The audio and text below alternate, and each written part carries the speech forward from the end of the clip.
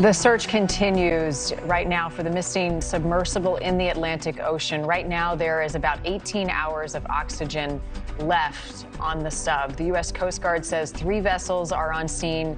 There's a Canadian plane that heard underwater noises in the area of the search. Remotely operated vehicles have also been on the scene investigating those sounds, but still no sign of the missing sub with 5 people on board. They've searched about 10,000 square miles. Joining us to talk more about the conditions in these deep waters, Dr. Corey Hebert. He is the LSU School of with the LSU School of Medicine. You've got some dive experience. Few have been down, though, 12,000 feet underwater. But talk to us about the impact on the body at depths such as this. Marni, first thing I just like to say about this, that I just, thoughts and prayers go out to the families and to the people that are on this vessel. Yes, I have a lot of dive experience. And when you start going to depths like 30 feet, 40 feet, you start feeling the pressure of the ocean on your body. I cannot even imagine the pressure that they're feeling. Now, the issue is we're hoping that they are still in the vessel and there was not a hull collapse, because if there was a hull collapse because of the depth of this, then the hull is just destroyed and the people inside would have perished in 1 second because of the amount of pressure.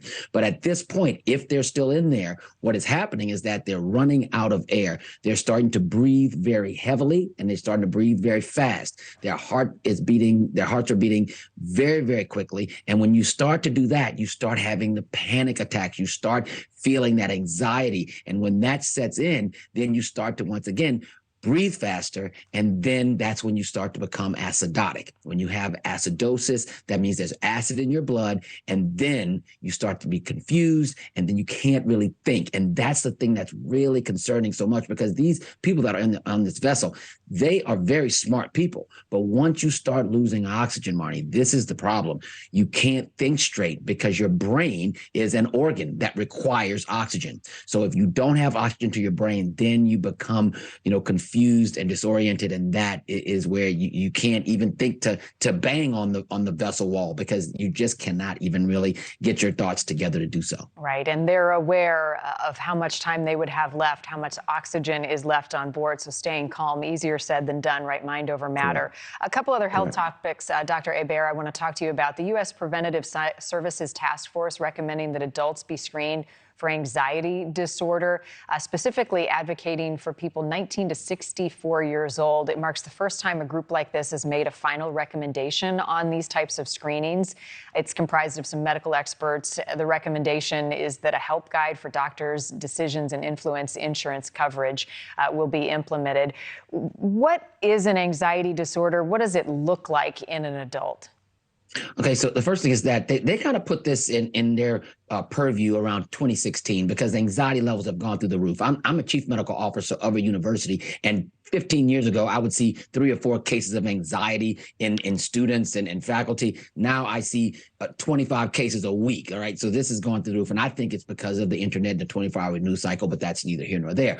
The issue, though, is that if you start having these numbers where your heart rate goes up, you are feeling this overwhelming dread to go outside. You start to feel like you can't breathe and you start having panic attacks, and it's interfering. This is the key word, interfering with your daily activity.